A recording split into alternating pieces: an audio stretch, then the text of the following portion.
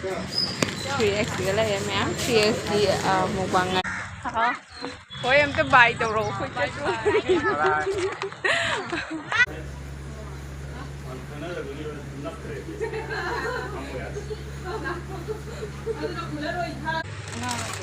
phần là làm ngay ai vậy namna vlog sibu pamagadi like comment tabiramo subscribe tawba kawbino ano phangbaisinaw sina nisibigadi share machamam tawbiyo adum aigi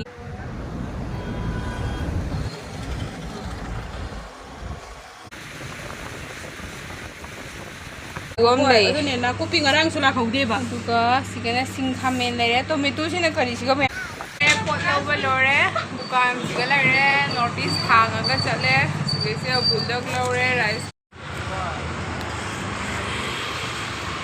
Hello everyone, welcome back to my channel. It's now my important channel ke maam ngasi se kanada inam piyong thag siga ai manaka lai adu gai duga ngasi se moida chak ko wagi chak ke haina la ini ngasi se thlai ni nahamu ai rumda laamdo adu inam pido moida chak ke tawini adu na khoi hedi ka thokal em ya lambi de lai wandaba khabak ama dukan che thiba adu gi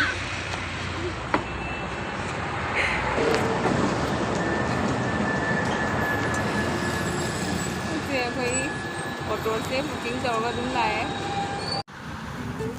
मखोय जे गाड़ी से थौगले अदो थौगलबदो असोन side की लंबी से हाइदी मफम से जाम फसे जाम इंची हाइ तारे अदो गइदुगाइना कनो से वीडियो से लौबनी सिनारी से सु अदो सोन साइड से एयर फोर्स सुलाई अदोदी आर्मी की सुलाई अदो मफम से हाइदी जाम ना ग्रीन ओइदना जामना हाइदी को असंग मान ओइबो दुमाइ तुना लंबी से जाम फजै जेंगबद इंची एबको अदुगाइनो मफम से हामिंगना सिगस वाटरफॉल मचा मचा तौरगा थम्मी सिसिना मोई आर्मी की मनाकनी अदो हजे खुने चलिसिना महिपालपुरदनी मयाम महिपालपुर CISF कैम लेबा दुगनी चलिसे अदो कोइन लंबी से जौसले मयाम आबने लोरे साहे जौबोबुदी जौदोरे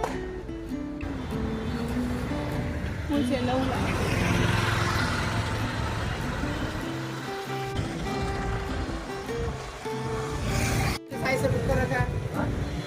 जौरे हदी अखोइना हाना लागा मामु लंबे चंबा खरे तौरगा मामु गाड़ी के कांगना तौरगा अथेदुगी मा ngairi आद लाए मोय आद लाए सासे साबने लोरे मसम ने थादोक्रे अदु मसम से साने इफा फारे सासे साबने मपान नोटिस सुचे लगला यौरेन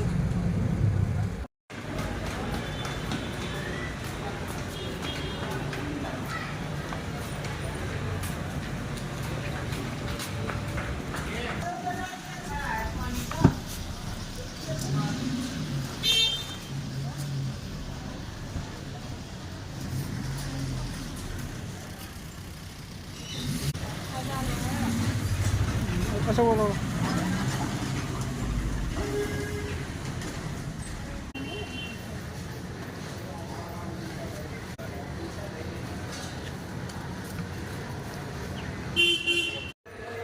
जौरे में हम चंगे गली गली से पाक सांगी लाकरे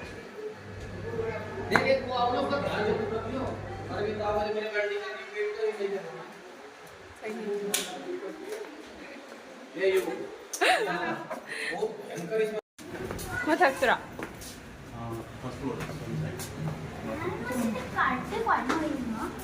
मोय मनम दीपक फुंजलगा लेनेद्रा गेट खोली बगी चलो चलो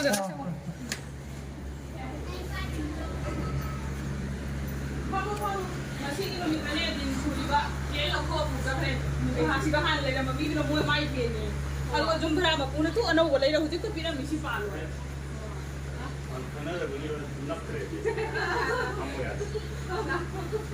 Anak mulai roi thara dah thamma.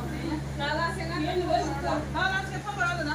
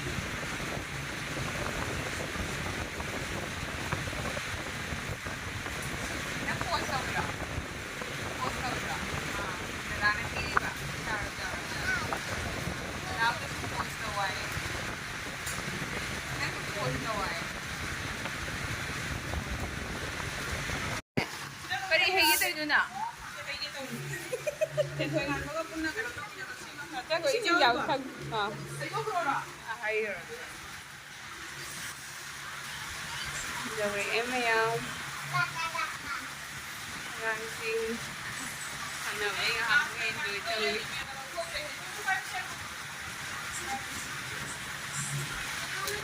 My glass से देखो पंजाब की लस्सी कोई ग्लास रुपा क्या पी सी ग्लास है आई ना हम लोग तारी दे रुपा कुन कुन खाओ फुल ग्लास है पहले ना करो ये कई हो जो सिंह है बोलो नाउ इसिंग अचंब खतंग हुबिरो अमांगोन द पीलु प्रियंका इसिंग अचंब खतंग पिउबा अपिको से थक क्या है आ कहीं दो फ्रूटी दो नॉर्मल बोरेदी खतंगा लारा से ला नॉर्मल बोरबा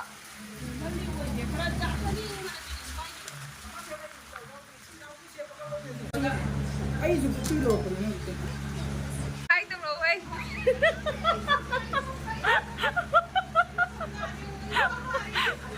मैं मम्मा ने थाजन को और ये नंगी मसक पे इस्तिकार न पाके काय रदी किधर हो गए ना उठाओ से इसी में ते जूस था क्या है वो जो आप तो मम्मा था करे यार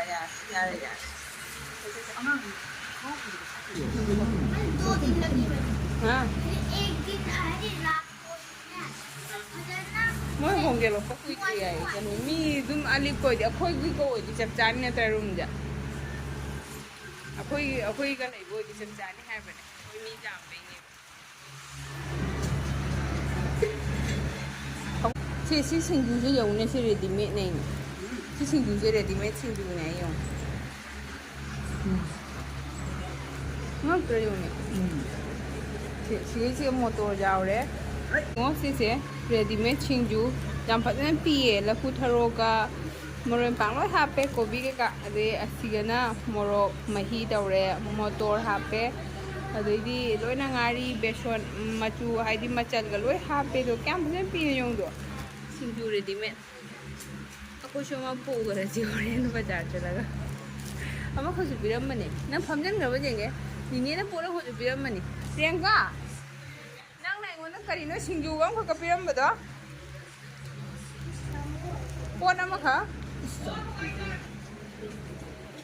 लोइद्रिबो तब केनो दो आंगांगिरो ओइ मा जाम फेंगा सिसी खतंग जाम चाद्रि मा ग हां नमा पुंग रे आलु से आइनो नु चाक तो ग ngah लेगा चसी के तो कोइ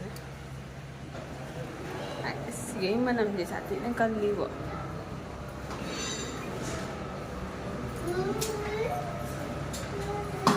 sana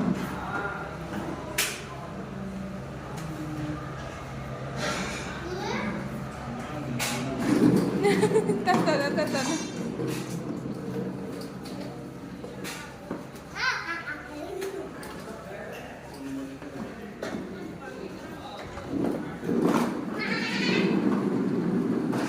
Tani ko, makatagi ni na.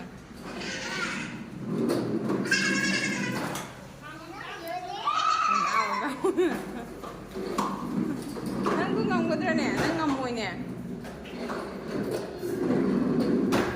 Ngamoy te, noy te ngai ra ba. Mo su lai te. Ngang su lai te. Ma su lai te ai ba. Oh.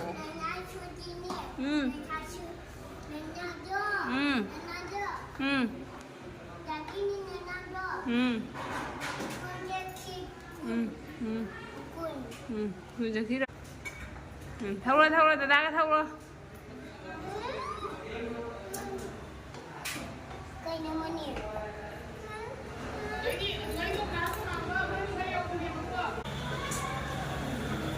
em menang pretty blue color ini banianan tuh membeli lucu ada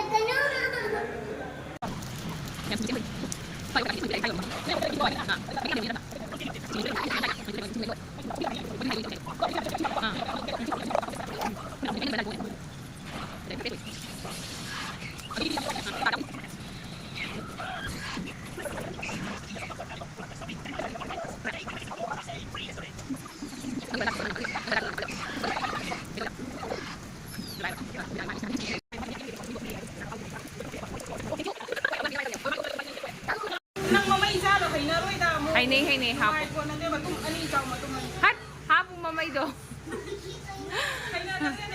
hay này nhưng mà tung cả hát rồi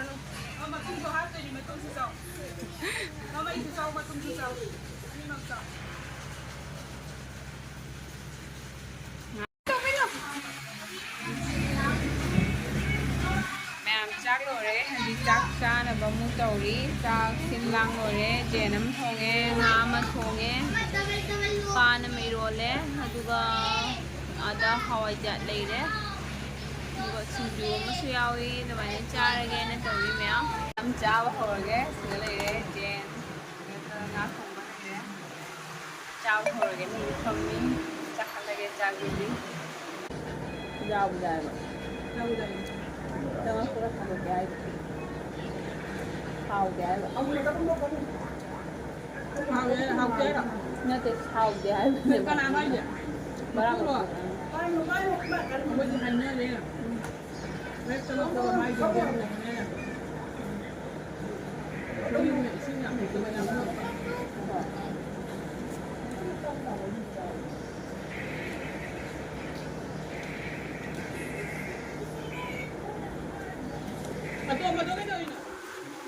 Meyam ko hanji chak ta ba loidena koi thabo ama chalugena lae dugu marakta bitu lerame bitu tumnga koi thoe bitu tumnga koi tholoraga adu aina voice over tawrisina mall manunda kana isei tharaga lerame ngak jenge firon meya do koi hanji thogle bitu dagi loraga hanji dukan chikena notice ki dukan am lai ai ko notice ki dukan am lai duga khoi kai pochei phang ba na khoron dadi phang da ba do इसके अखोई मैते पोचे लोने fungi आए notice की दुकान दुगा सौबरी का उमोरक का सोयुंग का दुदो सौबरी जेंग वाला कोनी हदुना आइना मोल लाखसे पैसा प्रति बैग तो जुमदा थनम में सौबरी लवनी ने पर्स तो मथौ तादबा संगा का पुरा भीतु तलुइने Pawar ngâm ya kana lupa tengah profi tu terpeau ke ni चीज़ें जाम्पा में दोगा कलर का पोलो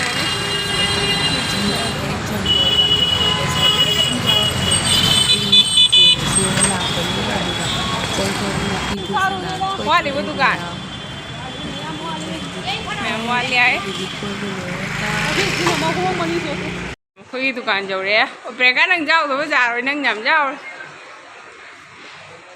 दुकान सिगल रे मैं नोटिस की दुकान है सिगल रे सिगनी लाई से संग स्लाओ मैं कई के ले भी हुई जी कैसे तो हुई ड्रा मैं पे माँ कालू भी आई नहीं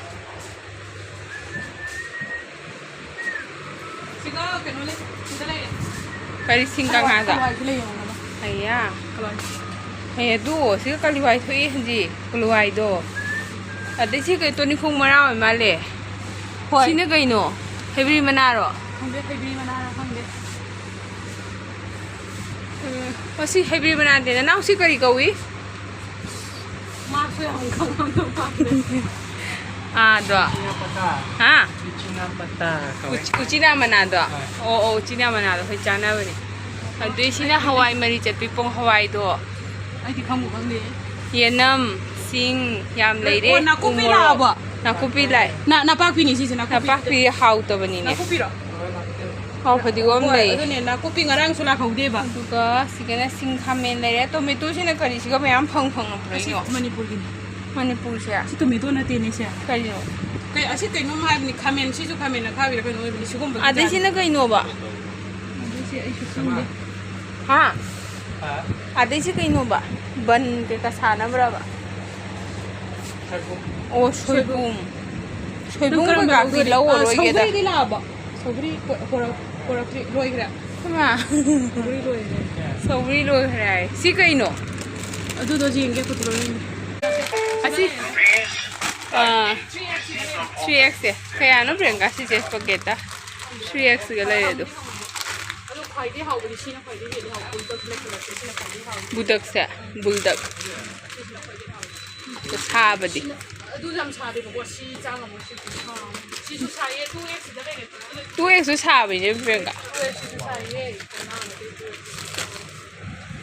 mamal jeng ni maya kuire cha da bai do angang pi yen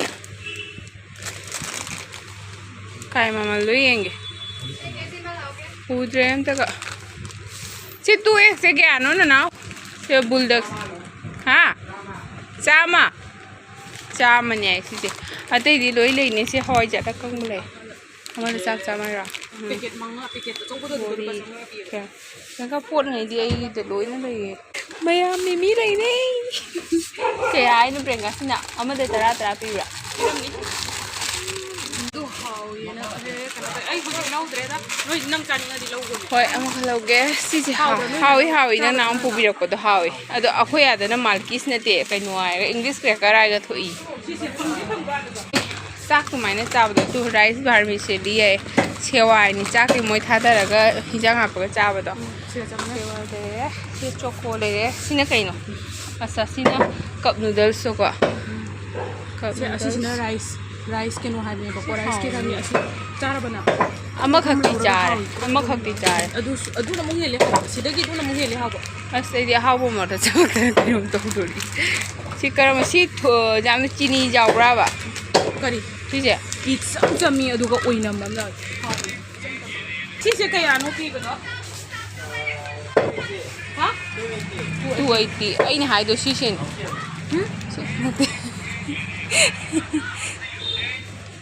Sina uyu la. si si ui la asi me khalo ga Priyanka ni kaya pin phang de si su rice cake ke nom hai bane Mani.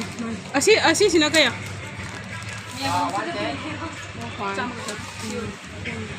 ko akhoi ada na si gai chaw bo do 100 ba mata sina kai no akang mo se akang mo si lai ye Asi se saubri akang bro. kobri akang Angang bro na traga asang baduro se.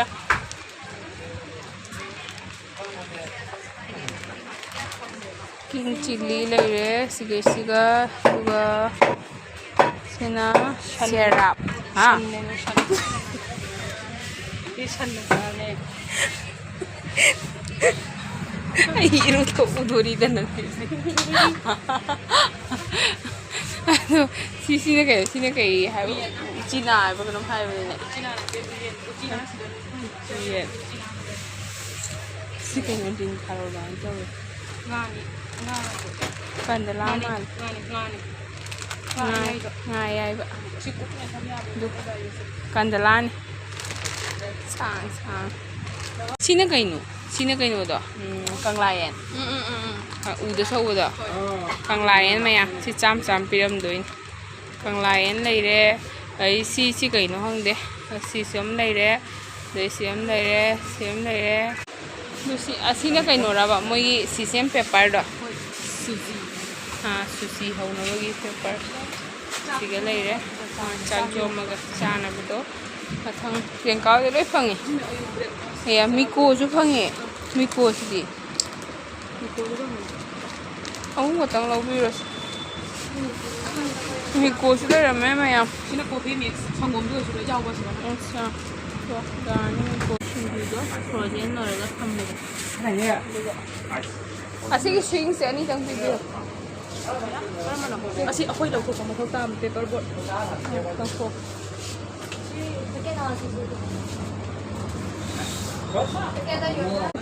Ay sinungalang packet o kung si day daw. si kai no moi ge movie na chikang to Asi kan kenoni. Kaya asi sangi sanggom na semba to na tra. Sangi sanggom na semba. Sanggom na kan yam kan ba sai ra le ra ka le. Cái này là gì không một số nữa. Priyanka ama wali ne. Akwai bulldog noodles lo kai chakhrage. ꯑꯗꯨ ꯑꯩ ꯄꯣꯔꯛꯇꯦ ꯅꯪ ꯀꯔꯝꯕ ꯂꯧꯅꯤ ꯍꯥꯏꯒꯦ Amakak nangna haibado aina hangambado. 2x ꯂꯣ red ꯀꯂꯔꯒꯤꯗꯨꯔꯣ ꯆꯥꯝꯃ ꯄꯤꯕꯗꯣ Nangna jamna thai haubani haibado. Sindro house head 2x to.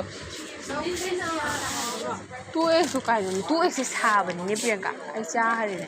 2x ꯁꯥꯕꯅꯤ 2x ꯇꯒꯤ 3x ꯅ ꯍꯦꯟꯗꯣꯏꯅꯤ ꯁꯥꯕ Iro sa 3x mubang tawube. ꯅꯪ ꯀꯣꯟꯅ Jagdi. 3x gala ya ma'am. 3x di mukbang ngairam mo. Gala ya. Siya, si mo wat haura. Asiga malay ko. Si siya mo. Lore, pot over lore. Dukan gala re. Notice thang aga chale. Sige bulldog lore, rice cake lore, mimi lore, loy lore. 3x di mukbang ngaibiram mo. Haji hanna ba tawage.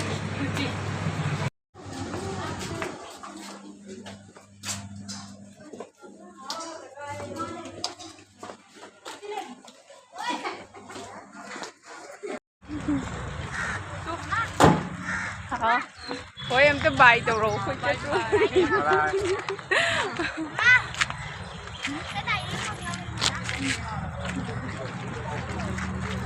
Quay hình đi hình là gì thôi nè. Là đi gari ngay đi, khôi hình nó bắt tàu đấy. Khôi hình đi đi khôi RF xe xếp hình đi nhắc mà mang đây này có. Mấy bal cũng ra xe xếp lên gì đó, đi đi hết mà mang đây đi, rồi gari ngay đi. Mà đi Purit ka nga sai lipi pa to lipi rakte dum na sana pa to lipi pa dum din laga la avle ko nusit jalebi ismenya sidi matrakta ba lâu rồi ma'am hale haji chalu dena जो single बिस्क उधर ही है तो hale kep lae kep sing asi dikhar kuine change haidi minute 35 rom change ngai beda jam nei haibra kano do haji lae laktana khoi tonge cha tonchu saina khatang relax hoine masu kamjare aduga sandabudi tadri bako haji se tung tung makhai mai tare ma su phamre mayam loiselage matang sida mayam snow mayam na vlogs sibu pamagadi like comment tabiramo subscribe tawba kawbino ano phang basinaw sina nisibigadi share ma chamam tawbiyo adum pegi lifestyle vlog na khara namme ko duga aduni mayam snow mayam sigurity bye bye thank you so much